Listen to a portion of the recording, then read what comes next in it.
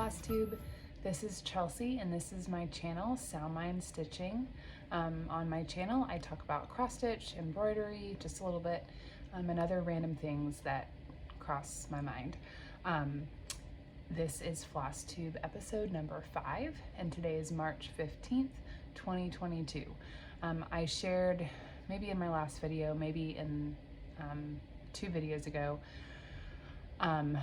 actually I don't know if I shared this, but I'm hoping to film twice a month, mid-month and at the end of the month. So this is my mid-March update.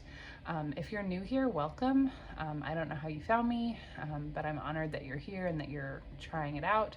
If you're a returning viewer, thank you for coming along with me on my cross stitch journey. The community here is just so welcoming, and I love the connections that I'm making, the stuff I'm learning, the friends I'm making. Some of you, I feel like you're my friends, even if I just watch your Flosstube. We're not maybe really friends, but I just really am loving this, and I was bummed last night because I did film a Flosstube yesterday. It was a 30-minute, I did it all in one take, and I felt like it was really good. And I couldn't get it to work. I couldn't get it on my computer. It was so frustrating. And when I went to bed last night, I was thinking, forget it, forget Flosstube. I'm never gonna film another video. But thankfully, over the course of the day, I decided I'm gonna try it to do it a little bit differently, see if I can get it to work. So anyway, we're gonna try it again. No big life updates for me. Our youngest son just turned 2 last week, and my birthday's coming up in just a couple days. Our birthdays are just a week apart. I'm gonna get to hang out with my friend Sarah and go on a date with my husband without our kids. So I'm excited about this weekend. I have lots of things to share today because I didn't share any whips or any stitching really in my last video. But I have whips, I have a new start, I have an embroidery finish. I have an update on my quest for a chicken pattern for my mother-in-law. A viewer asked a question, I think on my last video, or actually maybe 2 videos ago, and I want to talk about frogging and whether, how do I decide if I'm going to frog my stitches or just roll with it. And if you hang around to the end, I will be drawing, well, I already drew the winner for the giveaway. I drew it yesterday and filmed me announcing the winner, and that is now lost to the cloud or something. So if you hang around to the end, the giveaway will be announced, and I have a new addition to my creepy cross stitch segment. This one's so good, and it's a real winner. So I hope you hang out and watch till the end. Or you can skip ahead if you want. It doesn't matter to me. So my first finish is an embroidery finish, and I don't have it with me because it was a gift, but a friend of mine is having a baby, and she has 3 boys and a little girl. The baby is a girl. And so I wanted to give her something pink, something to commemorate having a daughter. And there's a little more to the story. They've had some really hard things happen, but I wanted to give her something somewhat personal. And I gave her some diapers and other stuff. But anyway, so this, here's a picture of it. It is just in a little, I think it's a 3-inch frame. It might have been 4 inches. It's either a 3 or 4 inch wooden hoop. I just found a font I liked and printed out a big letter E because that's what the baby's name starts with. And then I traced it on some fabric using an heat erasable pen. And then I used embroidery stitches to outline it and did some flowers. And then I finished it. Here's the back with what I do is, and maybe I'll film a video of this the next time I make one. I should have filmed myself making this, but I didn't. I just cut a circle of cardstock, this a little bit smaller than the hoop, and put that down. I don't glue it or anything. Sorry, hold on one second. My computer wants me to type in a password. Okay, I want to be able to see my notes. Yeah, so I don't put glue on it until after I put the cardstock in. Then I have hot glue. I fold the fabric down and put the glue on the inner part of the hoop and the cardstock to try to protect the fabric from the glue. And then I put another circle of fabric on top of that and hot glue that to the cardstock, and then just add ribbon or twine or whatever. I think she really liked it. So that was cool to get to do that for her. I also had a new start. I shared in my 3rd episode that I had chosen a birthday start. I had narrowed it down from a couple different things and ultimately decided to do Northern Land by Owl Forest Embroidery. It's a Russian company, and I really think that I bought the pattern. I did the digital PDF. I think I probably was one of the last people to purchase anything on their site because they're no longer able to accept payment right now due to what's going on with Russia and Ukraine. And I'm sad for them because they are just, it's an amazing company. Their designs are amazing. I love them. I've loved them for a long time. And I studied Russian language in college and literature and culture. I've always just kind of loved Russian history anyway. I was going to spend a year there in college, and then I met my husband and decided I didn't want to spend a year in Russia because I liked him too much. I've just always had an affinity for Russia and Slavic countries. So it feels a little weird in light of what's going on, but I hope, I have no problem with it because I know that the things that governments and leaders do are not indicative of the people who live there necessarily. And so I am fine doing this piece, and I'm not like embarrassed or ashamed. I'm happy to have supported this Russian designer and her company, and I hope that I can purchase more from her when her shop is able to accept payment. So I should have picked it up before I started talking. Excuse me. Whoops. So here's the pattern. It is done in only 3 colors, and it is red, kind of that dark red, and there's a lighter reddish color, and then there is the blue. So I don't love red, and I didn't even, I mean, it's beautiful, but it wouldn't really go in my house, and I really want this to be kind of a piece that I keep for a long time. I'm hoping maybe to hang it in our bedroom, maybe downstairs, I'm not sure. So I decided to change the color, which I've never done before, or at least never done it and then actually stitched it. So I converted, well, I didn't convert anything. I just picked 3 colors that I liked and changed it. So I'm doing 3 colors from Gentle Art. Those are showing up decently well. The light is so odd in here, I'm sorry.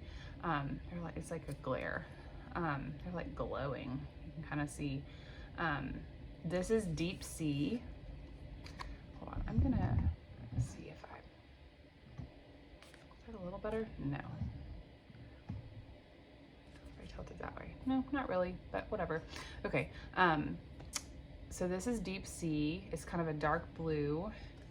Then there's Summer Shower, which is a lighter blue, and then this is a Glass Slipper, which is a gray. So I'll show you, separately they kind of look the same, but together you can see the difference. I'm not actually sure about the gray. I'm replacing the blue in the original chart with the gray, and I'm not really sure how well it's going to show up. I've only stitched, this is what I've got. I've only stitched with the blues, the dark blue and the light blue. So that's what I've got. I love the variegation. I don't know how well you can see it, but the blue, the darker blue variegation is just, it's beautiful. So once I get a little bit more of those colors, I'm going to try the Glass Slipper and see. I've also thought about maybe changing it to maybe like a darker gray, maybe like a charcoaly variegated color. I just don't know yet, but that color is not the primary one, the red, and that's what I'm replacing with the darker blue. So that's the main color. So I'm not sure yet, but I'm really enjoying this one. The fabric is 32 count antique white linen. I'm stitching it 2/2, and I've got a ways to go. It's like 9 pages. So I don't know. I have no timeline. I'm just doing it, and I'm doing it whenever I feel like it. But I'm enjoying it because I can do it because it's white. I think the fabric is white and the color, the thread is darker. I'm able to do it like watching TV at night, which I can't do on all the linens that I have because it's just too hard to see. But it's really easy to see the white, and so that may be kind of a favorite color of mine for fabric. I kind of like minimalist things and neutrals, and so anyway, I'm just really enjoying those colors a lot, and that's been a fun. My birthday's this Friday, so in 3 days. I got the stuff on March 4th, and I just started it because I was too excited. So it's a birthday month start, not a birthday start, but I can do whatever I want, right? Because it's mine. So I'm just really happy to have it and to be able to work on it. And again, definitely planning to do more Owl Forest stuff in the future. So now on to my whips. The first one is not that exciting, but this is Tulips in Pot. Here's the chart. This is the one, gosh, my friend Sarah gave to me for my birthday. She kitted it up for me. Last time I showed you, I had only really done, goodness, I see all these little like knots on the back that I definitely did not see before. Anyway, this is all I've done. I'm sorry, this is bad. Is that better? Maybe a little bit. I can't decide. That's not terrible. Okay, so that's what I've got. All I had done last time was like this of the flower. I decided to go in with a darker color because it was so hard to see the color on there. So haven't gotten too far, but it's pretty small, so I think I can finish it soon. That is an 18 count Aida. I don't know what color it is. My friend Sarah gave it to me. I'm stitching it 2/1. It calls for DMC, and she gave me all the DMC, so that's what I'm doing. This lighting is really bad, I'm sorry, but I've already filmed this once. I'm not stopping, so sorry about that. Anyway, Nutcracker Village by Country Cottage Needleworks. This is an 11-part series. I'm still working on the first one. I have the 3 of the other ones already, but I have not done them yet. This is on 32 count Belfast linen. The color is raw silver, and it is just very difficult to stitch on. This is what I've got. Last time I really had not much. I've done that whole tree. I think I might have done part of the tree, but the people, the tree, I changed Clara. In the original pattern, she has brown hair and the dress is white with the darker reddish pink. I changed her dress to pink because this is for my daughter, and I also changed her hair to look like my daughter's hair and gave her blue eyes because my daughter has blue eyes, and this is for her. Yeah, I'm really enjoying this one. When I've got another piece I'm working on for my daughter that I'll show you in a second, and that one is for her birthday, which is next month. So I just put this one on hold because I'm trying to finish this other one. But I'm excited to get back to this Nutcracker Village more once I get done with the other one that I'm working on for her. The third one is, this one's for my husband, so Christian, stop watching, thanks. In the Garden. This is by, I said that, Country Cottage Needleworks was Nutcracker. So this is In the Garden by Stitchrovia. It'll be about the size of the whole fabric. Here's what the pattern looks like. I am going to talk about it in a minute when I talk about frogging, but I actually had done more than this and then had to take a lot of stitches out. So that was really depressing, but I'm really I love this bumblebee. This was like so fast to stitch, and I just love it. I love the colors. This is for his birthday in July, so I think I'm doing well on this. Again, once I finish the next piece, I'm gonna get back to work on that. And that is 14 count Zweigart. The color is Dirty. Literally, that's the name of it, which I thought was kind of funny for a garden piece. My last whip is Santa's House. So this is the one I'm doing for my daughter. She chose it. I probably wouldn't have done it if she hadn't, but I love it because it's for her. Here's where I was last time on, well, March 2nd, I took this picture of my progress. So I've gotten a lot done. I'm almost done. I'm really hoping to finish the stitching this week and then work on the back stitching, which is like not insignificant, but I like back stitching, and so it'll be pretty quick, I think. So here's what I've got. You can see it's pretty much done. The only things I have left really are this tree. There's a little snowman guy. You can see my needle came off, I've got to put it back on. The sled, or the sleigh, Santa's sleigh, a little bit of her legs, and the snowman, and just some little things over here. It's mostly just like some snow, the snowman, the sleigh, and the rest of this tree. That's it. It's like less than 10% of the squares that I have left. So I'm really hoping to finish that. I love how it's turning out. She said she wanted to put it in a rainbow frame, so we'll see how we end up finishing it. I don't know. She's so excited, and that has made me really happy to keep working on it. I've worked on this almost every day this month, except for one day I've worked on this. And that is on 18 count.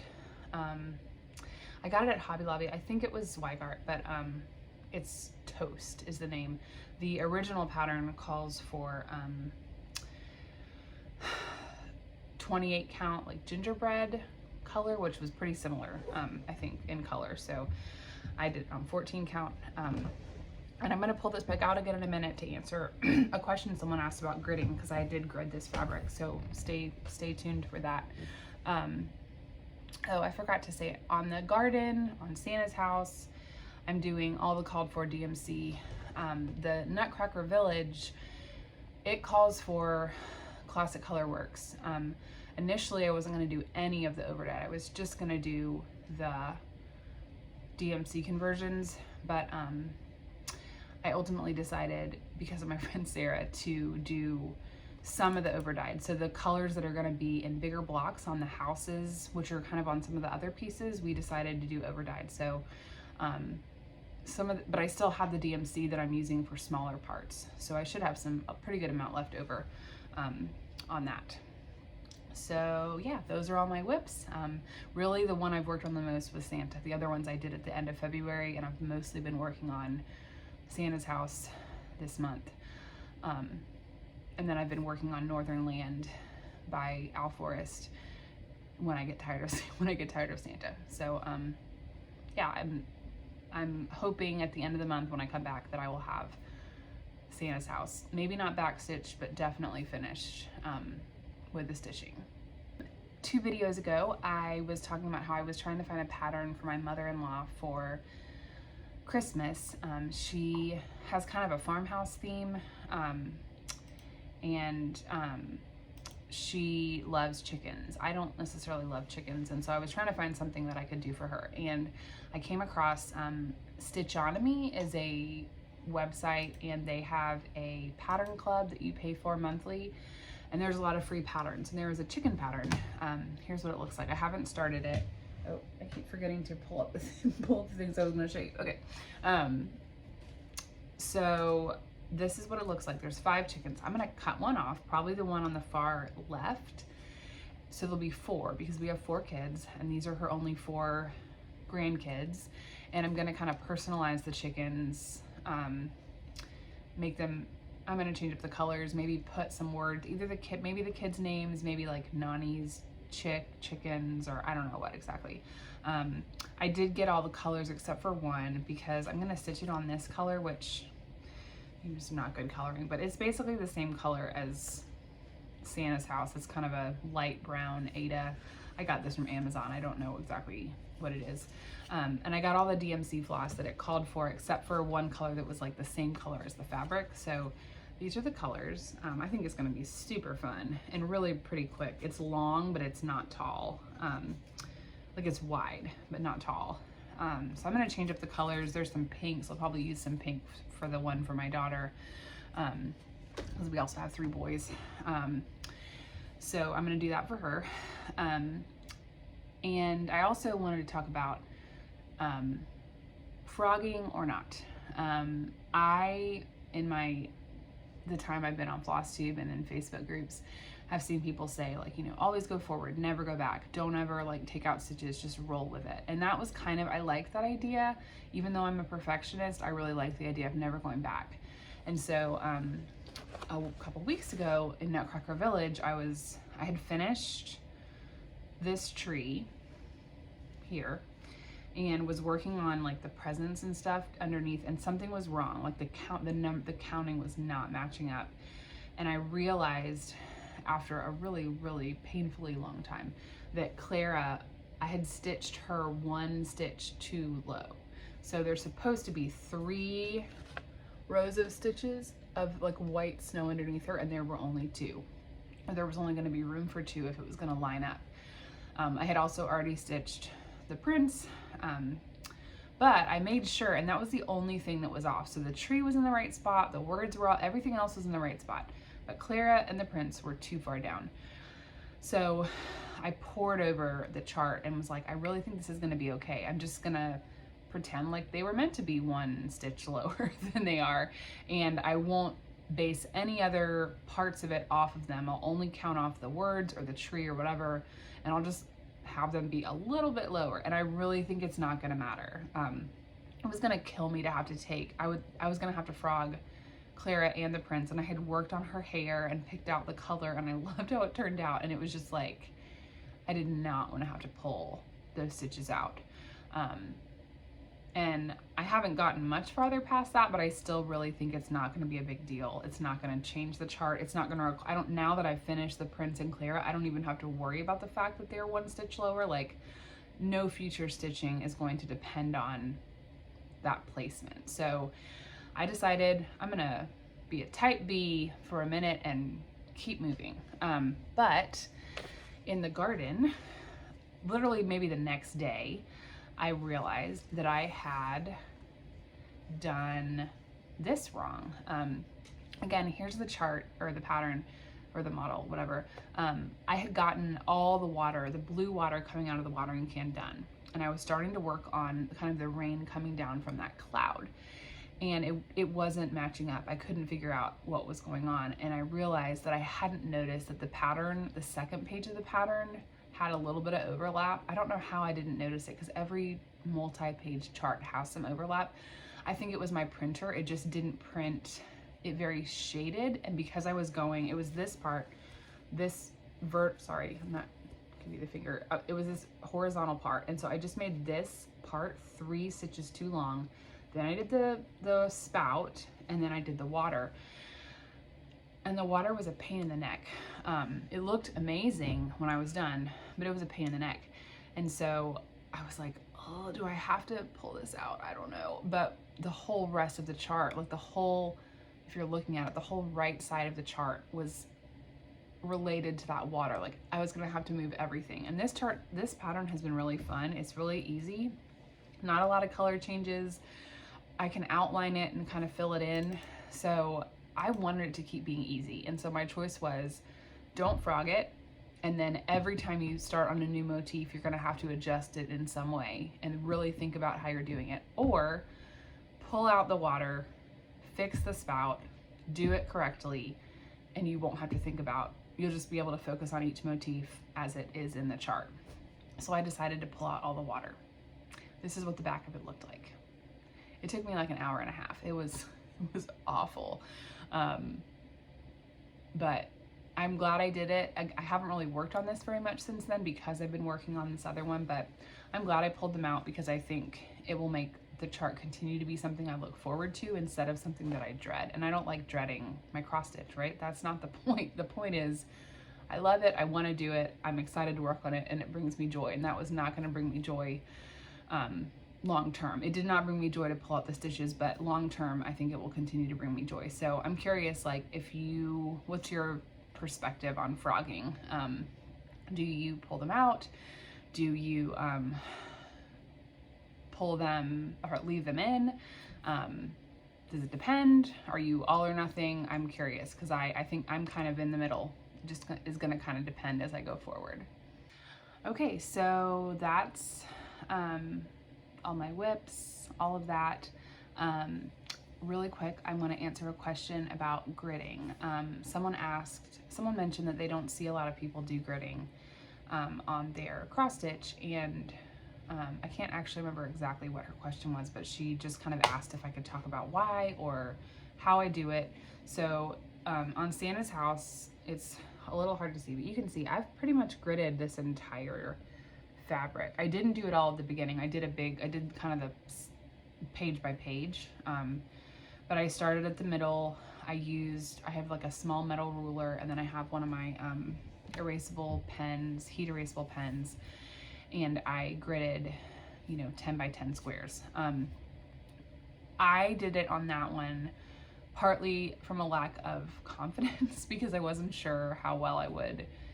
I didn't want to mess it up.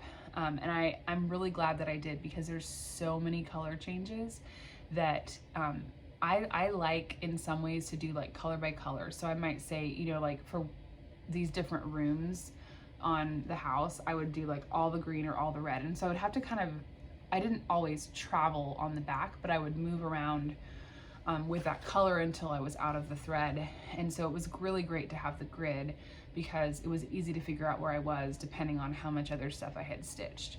And actually, as I moved into that the last corner, I hadn't gridded any of that yet. And I thought, I don't feel like it. I'm not going to waste my time. I'm not worried anymore. Like, I know I'm not going to screw it up, whatever. But it was taking me a lot longer to count. And so I went ahead and just gridded it really quick, and I'm glad I did. But for other things, like I don't think I would ever grid on linen, because the holes, I would be afraid of screwing it up if I was using a pen. On Ada, like 14 count, I think it works great. I didn't do it like on the garden one, because it's just kind of these big motifs. I'm not like moving around a lot. I'm kind of sticking with one motif at a time. So I'm able to count based on the other stitches I've already done. But for a piece like the Santa one with lots of colors, a pretty big piece, the gridding really has made it a lot easier. And it kind of gives me sometimes something to work for, like, okay, I'm gonna fill up the square, I'm gonna do all the stitches in this block, and you can kind of see your progress, and that helps. So again, nothing fancy. I use, let's see, actually I have a pen right here.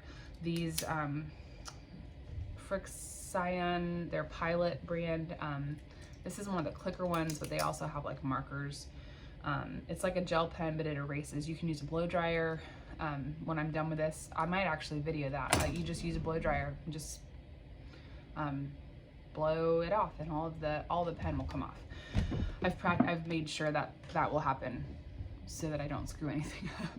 So yeah, so another kind of stitchy news is our church has an after-school program and also a summer camp for school-age kids, and they were looking for volunteers to teach various skills to the kids there this summer. So I wasn't sure if they would be interested, but I asked if they would be interested in me doing kind of a cross-stitch class.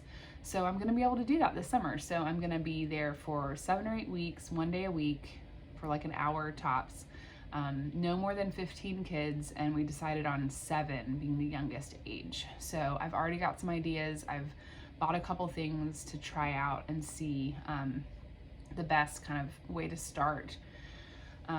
My daughter is about to be 5, and she really wants to learn how to cross stitch, so I'm gonna kind of use her as my guinea pig and have her try out some of the ideas that I have and see how it goes. The other kids will be a little bit older, so but that means if it works for her, it should work for them.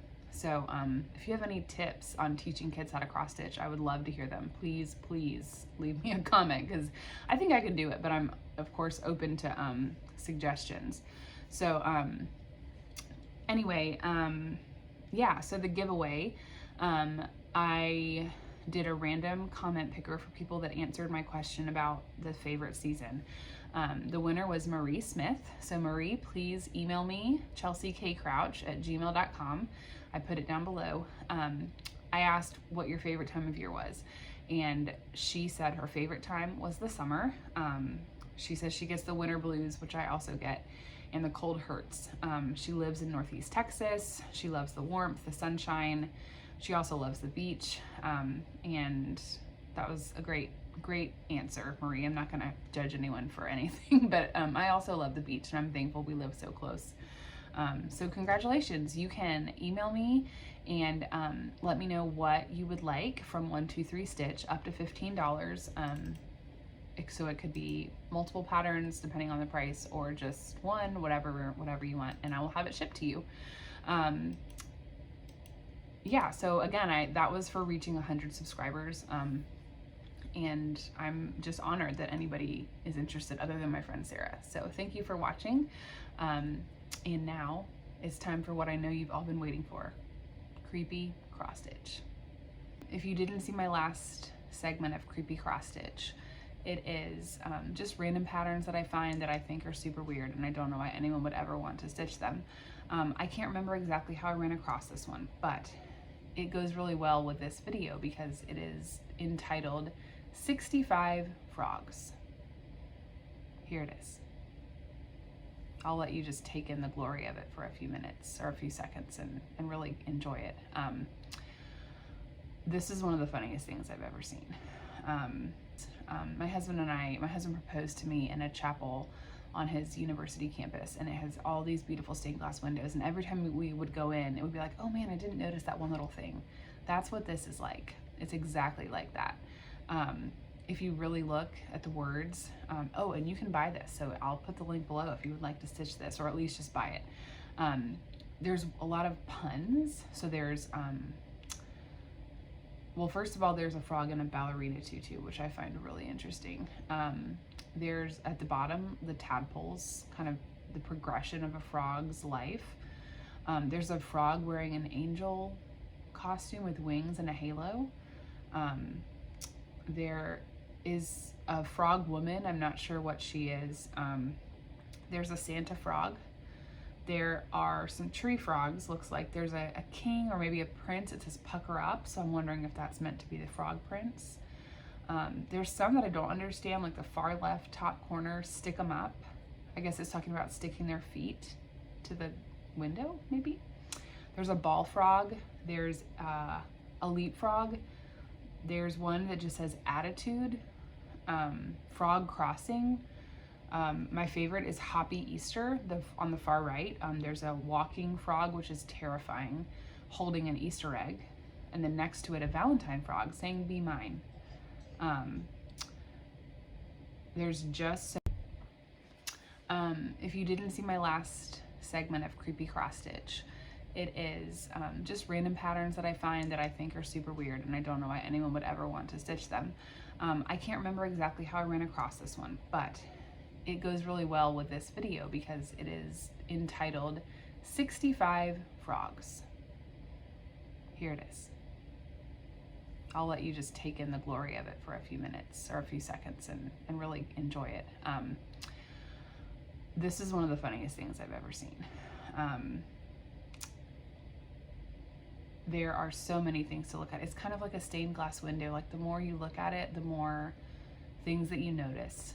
My husband proposed to me in a chapel on his university campus, and it has all these beautiful stained glass windows, and every time we would go in, it would be like, oh man, I didn't notice that one little thing. That's what this is like. It's exactly like that. If you really look at the words, oh, and you can buy this, so I'll put the link below if you would like to stitch this, or at least just buy it. There's a lot of puns, so there's well, first of all, there's a frog in a ballerina tutu, which I find really interesting. There's at the bottom, the tadpoles, kind of the progression of a frog's life. There's a frog wearing an angel costume with wings and a halo. There is a frog woman, I'm not sure what she is. There's a Santa frog. There are some tree frogs. Looks like there's a king or maybe a prince. It says pucker up, so I'm wondering if that's meant to be the frog prince. There's some that I don't understand, like the far left top corner, stick 'em up. I guess it's talking about sticking their feet to the window, maybe. There's a ball frog. There's a leapfrog. There's one that just says attitude. Frog crossing. My favorite is Hoppy Easter, on the far right. There's a walking frog, which is terrifying, holding an Easter egg. And then next to it, a Valentine frog saying, be mine. Hi guys, well, sorry for the quick change. I am still wearing the same shirt I was wearing last night. I don't know what happened to the end of, I had like a really wonderful ending, I thought. But that was creepy cross stitch. So I thought all my videos worked. It did go way better than the first time I tried. At least I didn't lose the videos. But I did not, I don't know what happened to the final little clip. So anyway, thank you for watching. I hope that you enjoyed my stitching, and let me know if you're doing any of the same ones. And also, I just wanted to say that my prayers are with those of you who are in the Ukraine and the surrounding areas, and in Russia, who are being impacted by what's happening on that side of the world. My prayers are with you, my husband's prayers, our church's prayers. You are always on my mind, and I cannot imagine what you are experiencing. So I just wanted to make sure that I included that at the end. But please stay safe, stay well. I hope you are stitching what you love, and you have the freedom to put down what you don't, or to frog it or not, or whatever. And I will hope to be back at the end of the month with my progress. So yeah, thanks for watching.